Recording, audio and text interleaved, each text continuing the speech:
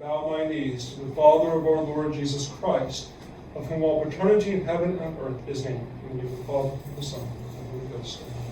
A couple of preliminary points. First of all, when you see how I bow my knees, it gives something of an indication, whether or not it was directly intended or not, of a double genuflection. Whereas normally, when we come to the chapel, we give one genuflection, one knee. Whenever Christ is on the altar, we give the two knees, okay, for when there's adoration. So it doesn't say I bow my knee, but I bow my knees to the Father of our Lord Jesus Christ. So just something that kind of hit me while I was reading it this time, for the third time. But okay. Now also have the Gospels about the Sabbath today. And it's a reminder of the fact that we are to keep this day holy. It's not just about going to Mass, it's about saying your prayers. There's spiritual reading to be done, which is done every day anyway. But there's a spirit, a character of the day, where we are meant, really, not that we ever take off the cross, right? But in a matter of speaking, it's as if we are taking a step back, looking at it, looking at how we've carried it that week, and making resolutions so that we can do better next week. And maybe all of a sudden the cross is going to grow a bit for this week, or strengths we don't know. But we have to have a day in which everything is just dedicated to God. The other days of the week, everything is so centered on what has to be done at home, what has to be done at work, what has to be done, period. This day is meant to get away from all that as much as is possible so that we can just, even while we're awake, it's as if the soul is sleeping a little bit. So that, how sleep rejuvenates the body, right, especially, and the soul as well. It's as if as we're awake, the soul is resting, just recuperating to get the strength to carry the cross again the following week. So we should not be spending too much time on things that are not from above, that are not of God. Some may not have the strength all day to be praying or to be doing spiritual reading all day or at Mass or whatever altogether. But a good part of the day needs to be spent in such a way. So it's something just to keep in mind. However you do it, you pray about it for yourself, because each of us are different. For some, it might just be actually praying without a book, being outside with nature, seeing little creatures, and just loving God that way, and allowing the Holy Ghost to speak to the soul. For others, it's discursive meditation. For others, it's before the Blessed Sacrament, right? Actually, being before the Blessed Sacrament should be for everybody, right? But some more than others, maybe, are more disposed that way. So, but not any time that has to be spent on work that's necessary should be done kind of bulleted in a way, as much, just as little as possible one time, go back to something spiritual, then come back to it. Kind of balance it. Okay. Needless to say, we don't want to waste the whole day watching sports. I don't think there's anybody here who really need to correct on that otherwise, but just in general, those who might hear this otherwise, it really tends to corrupt the spirit and get us more involved in the world.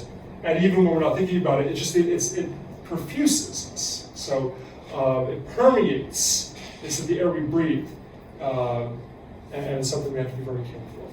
Okay, so whatever, it could be something else. It doesn't have to be sports. It could be something that maybe some program or whether it be radio, whether it be TV, or something that you really like. Now I have all this time to watch it. Be very careful. It's very dangerous. Okay. All right, so that's just a little segue. Today's epistle, taken from Ephesians, St. Paul here teaches that God, being the Heavenly Father, is the origin of all fatherhood, or paternity. Now, there are two primary types of fatherhood.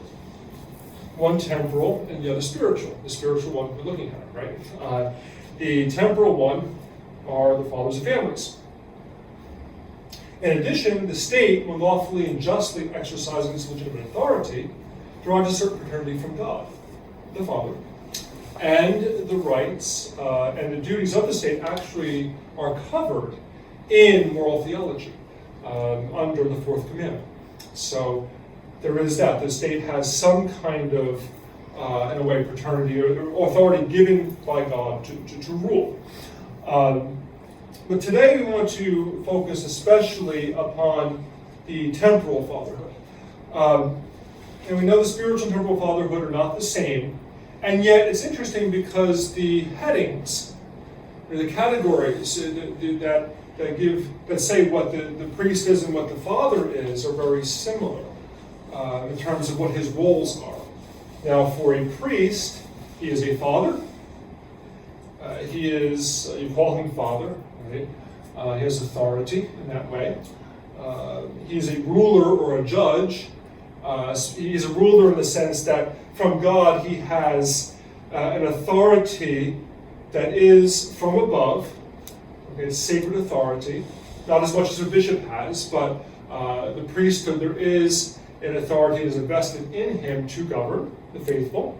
Now, to varying degrees, in a time of supplied jurisdiction like this, we're more limited. There's only so much we can demand in our position, whereas if we're really the pastor of a parish, it's different, right? Now, difference by degree, not really kind, because a priest is still a priest, and there's still the obligation of the laity to listen to him wherever is lawful, and only resist him when he's telling to do something that is not. Okay. He's a teacher, of course, when he's preaching or teaching catechism or something of that nature. Oh, also, actually, I forgot when concerning the priest as a judge, which is part of ruling, he's a judge in the tribunal of confession. Whenever there's a confession, he is to say whether or not the penitent is disposed enough to receive absolution, and he can deny absolution if there's a repeated offender to one of the bigger sins that doesn't show the purpose of amendment. So he has to act as a judge at times there. Okay, and then so father, ruler, or judge, teacher, and doctor. Okay. The doctor is where we give the medicine of God, which is the Blessed Sacrament, or the other sacraments, or when he gives soothing words in the confessional to help the soul, to encourage the soul to persevere. So that's where he becomes a doctor. Now, everything I just said about a priest applies to a father of a family, only on a different plane. Okay. So, first, the father is father. He is another Saint Joseph. He is given by God precious treasures that he must not simply provide for and protect, but also cherish. He must show those in his care, wife and children, that he loves them from the heart and not just out of duty. He has to show them that they're the apple of his eye. I'm speaking. My father was always very good at this. Every day, didn't matter what happened at work, he was always thrilled to see us. And he was always just like, he couldn't wait to get home. You could see it in his eyes. And it would, especially if he had to close one night and we wouldn't get to see him, the next night even more so. So he's very good at that. And it really makes a difference when the children and the wife also knows that you really want to be with them. You really want to spend the time with them. And if you have to be working, they can see something of the pain because you know that he'd rather be with you, but he has a duty in order to provide for you. Okay, so that's something that it shows fatherhood, the heart of a father, an imitation of the Sacred Heart. He does this while also proving his love by doing what is necessary to provide for all their needs, temporal and spiritual. He is their leader and must most especially give the example that inspires each member of the family to overcome sloth and selfishness and perform the proper duties of state. And according to St. Thomas, the father is the principle of generation, of education, and discipline, everything that bears upon perfecting the human life. So it is not an easy task, okay? There are many tasks all wrapped up into one there that are part of his vocation. And the danger is, of course, because society is not really geared toward helping the fathers to fulfill their roles. Actually, if anything, the state is working against that now. There's so many distractions, so much of the time is spent and you get so tired doing everything else you have to do to provide for the family, by the time you're home, you just want to go to bed, you know, or you just want to be left alone. So that's something that needs to be combated, needs to be battled against, and that becomes your purgatory on earth. That fight to overcome yourself, to be just as present as if you were home all day, rather than being away all day. So, and realize that in the Catholic society, the father was very involved at home. It's just in a modern society it's been pulled away, and of course the mothers have been pulled away for the most part as well. So, second, and you like this part, the father's a ruler. He's the king of his castle.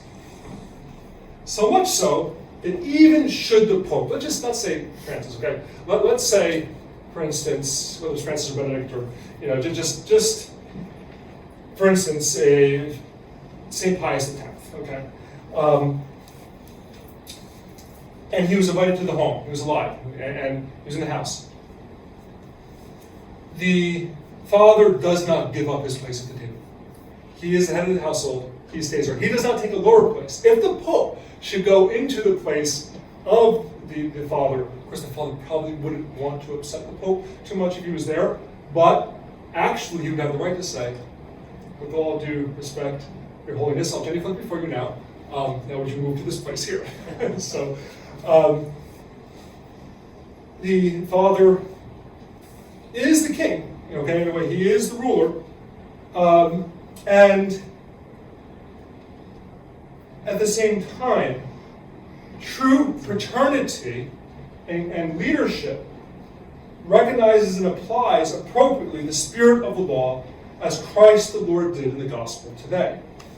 He's not meant to be too strict with the letter of the law, nor too lenient with the wife and children run wild, right? So he's not meant to be like the Pharisees or the Sadducees, right? The Sadducees would have been the liberals in the day. The Pharisees were the ultra conservatives, right? So, but so much so that neither actually gets it. they're both wrong.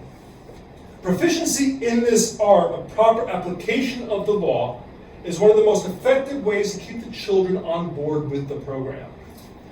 And this throughout their young lives into adulthood. In a way, practically speaking, it's more incumbent even upon the mothers, because the mothers are with the children more often, and so she governs in the father's stead, in his absence. Okay, so very important that we apply the law, but in such a way as not to put burdens on the children, or at the same time to make too little of something that is great. Okay, so important to have that balance. A lot of that comes from experience, trial and error. Hopefully by the 10th or 11th trial we got it right? So it might take that long, actually, sometimes. So I'm sure there's more that could be said about each one of these here, but just to kind of give an overview. The third of the roles of the father, of course, is a teacher, and he's meant to correct the erroneous understanding that the children might have, whether it's of the scriptures, whether it's of something that they're supposed to be doing, but they're not doing, something that the father is meant to teach them the right way, to lead them to perfection, become perfect as your Heavenly Father is perfect. Setting aside time with the children to teach catechism, answer questions, ask and answer them questions, to engage them at least once a week, if not more than that, is a good way to show them that you're interested in their learning, in their development, and that it will inspire them in your absence, actually, to be looking up things and to be ready with questions for you, and to want to impress you, right? So if you show an interest in their education, they will do a lot on their own. The mother they expect it from, when they get it from the father, it's that much more. In fact, it has been said, I don't remember who the priest was, but he said that if the mother is a saint, the children will be okay.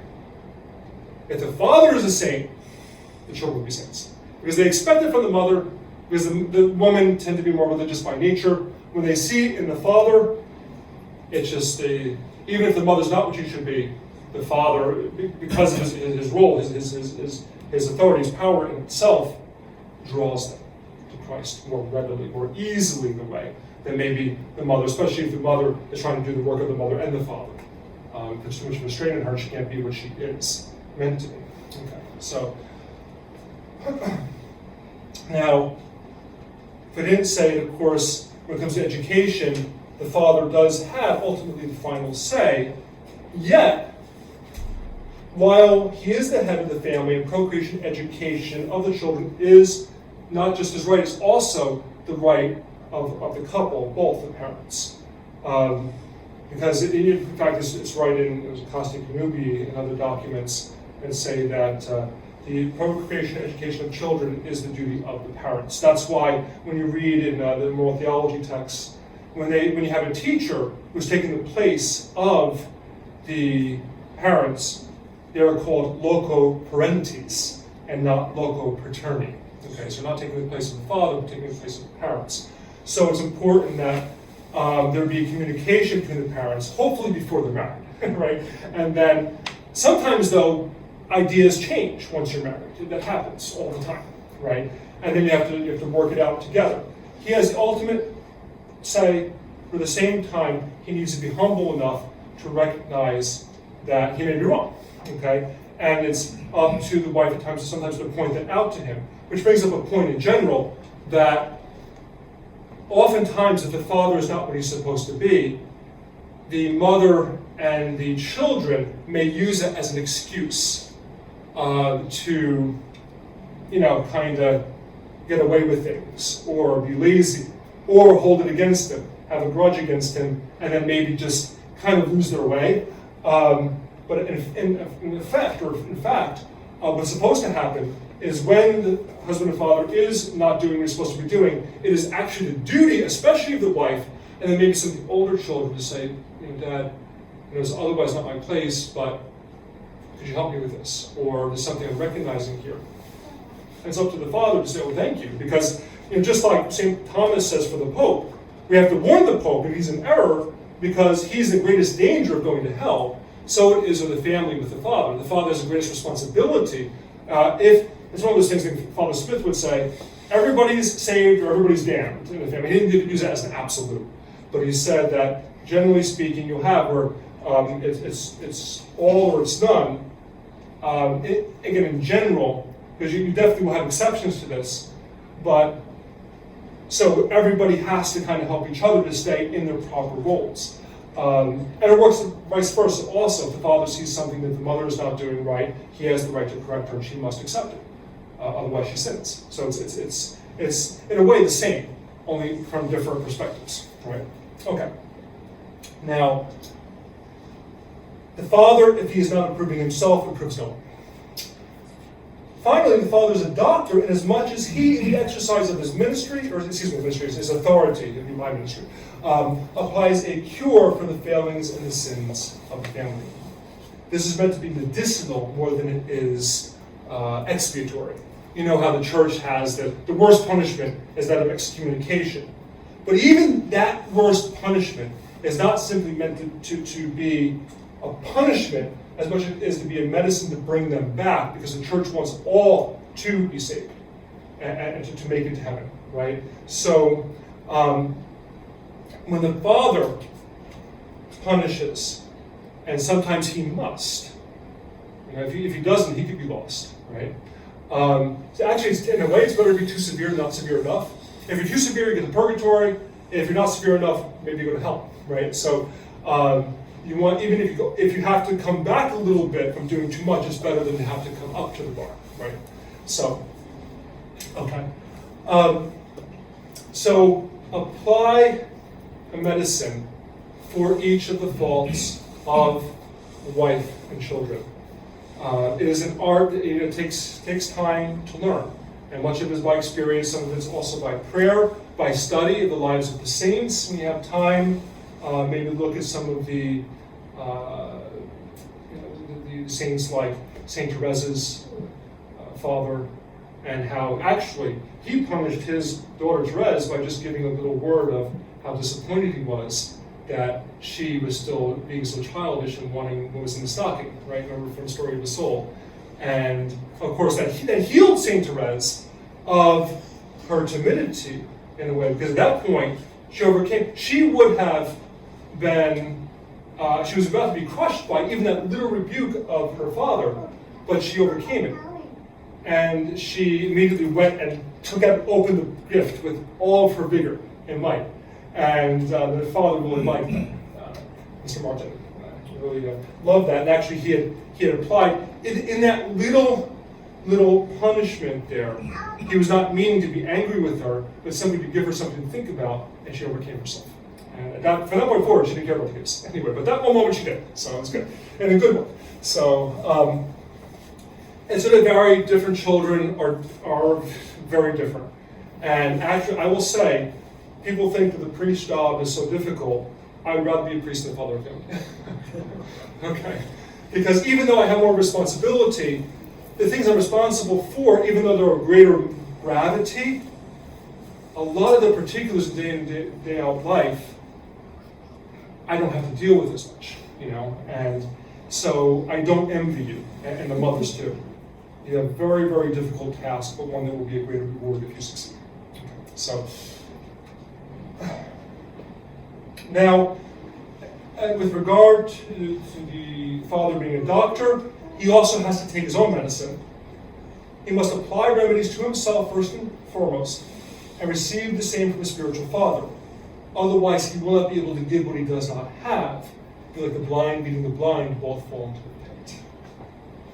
The father must be, then, humble, accept good advice, even correction from both superiors and inferiors, especially the wife and mother. Only rarely, as we said before, do children fulfill this role, but it does happen. Okay. Now, thinking here, I want to do this now. Go spend a little more time on the father here. I think we can. This won't take too long here. But with reference to the state, keep in mind that there are innumerable false ideas that have been in circulation for not just years or decades, but centuries now. First and foremost, according to Pope Pius XI in his encyclical Classic Nubi, unlike what the state thinks, many people in the state now, the family is more sacred than the state. The family is a sacred institution. The state is not really, or it's less sacred. In fact, the state is the least of the three. The state serves the church and serves the family. Now, the state has certain expectations of both, and rightfully so, but the state really is the servant here. Both. But nowadays, especially with the growth of communism in particular, and socialism in general, having more and more where the state becomes God, the state becomes the church in a way. The church, the state, and the family all consummated in the state. So that we see how much more difficult it is for families to educate their children, especially now, when we talked about this before, and it's actually brought to my attention, it's a very good point. What happened before will happen again. The children are back in school now, but when they shut everything down again at some point, more than likely, just like they were doing before, the state will want to get into the home to educate your children. The state's going to want to make sure that you only teach them what and in what way, what matter, what it is that they have, that their indoctrination. Okay, so this is something that must be resisted both by fathers and fathers of families with all of our might. To the death, really, because they have no right over the children. Okay, they only have the right to intervene when the parents are crazy, or if they're sick, or the father's a drunk, or something like that, and the wife is maybe doing something else they shouldn't be doing, and the children are left with nobody, right? In fact, the parochial school system came about through, it was Mother Seton, to help the orphans and the poor. Okay, and then it grew from there. Actually, in the Middle Ages, the education of the children was done by the monasteries and the parents together. Okay, so the monastery was the center of each community, really. So the state actually is technically a perfect society, just like the state is a perfect society, but a greater society, whereas the family is an imperfect society, not because it's less than the state, but because it doesn't have everything in it to be able to fulfill the goals. And the imperfect society, the family, needs the church, it needs the state to help provide what it is lacking, cannot have otherwise. But in that way, both the church and the state serve the family, even though ultimately the church is the highest of all societies. Okay. Now, speaking about the Catholic Church, which is the greatest society, of herself, she has the ultimate right of the education of youth, without infringing upon the inherent and natural rights of her parents. So we already said something about this, so we won't say too much more, except for the fact that now, just like the state is trying to infringe, that the state is trying to take over the family, the church is, just like they're doing this whole thing that's going on right now, it's still going on. I caught myself that time, let's say it. Right? So, the church is taking a back seat, and where the church should be leading and helping the family to resist the state actually is going right along with everything, the whole program. You know that already. But the church now, even in the Catholic schools, even in otherwise quote-unquote traditional schools, there's a lot of worldliness, and most of the time, almost all the time, the parents have to protect the children from not just the state, but also the church. So homeschooling has become necessary. Even if at another time the church might prefer that the children be sent to the school to support the parochial school system and to have more of a formation with other children that way, that can be debated, different aspects of that. But nowadays, you can't do that at all. That's why big families are very good, because big families have like a little school there. So you have plenty, each one helping each other out in a certain way, or being helped actually by others. So, okay, ultimately, with or without the state, with or without the church, the family still can and must function as well as it can on its own, whatever perfections or imperfections inherent in it as the first and foundation of society. To do so, the father must govern, and the mother and children must be governed. These duties must be known and honored by all members of the family, to the effect that the father is obeyed in all things lawful, and reminded, especially by his wife, when he is not fulfilling properly his duties, while accepting the same from him. This should be welcomed by the father. Okay. Realizing again, as we said, that he will have to give the strictest account of himself and his family to God at the judgment. Part of tending towards perfection is recognizing one's imperfections and one's need for illuminations of conscience. Such can come from God directly or through those surrounding him. In conclusion, then, as our Lord says today at the end of the gospel, everyone that exalted himself shall be humbled, and he that humbleth himself shall be exalted. Whatever our role in the family, the church, and even the state, without humility, we will fail in fulfilling and maintaining of the spirit of the law at home and abroad. It is the spirit that is so necessary for the salvation of souls, and therefore must govern the manner of our governments in all things. Okay, especially applicable today, the fathers with a capital F and the fathers with lowercase f, as taught by Christ in Parsons. And then the Father and the Son, and the Holy Ghost.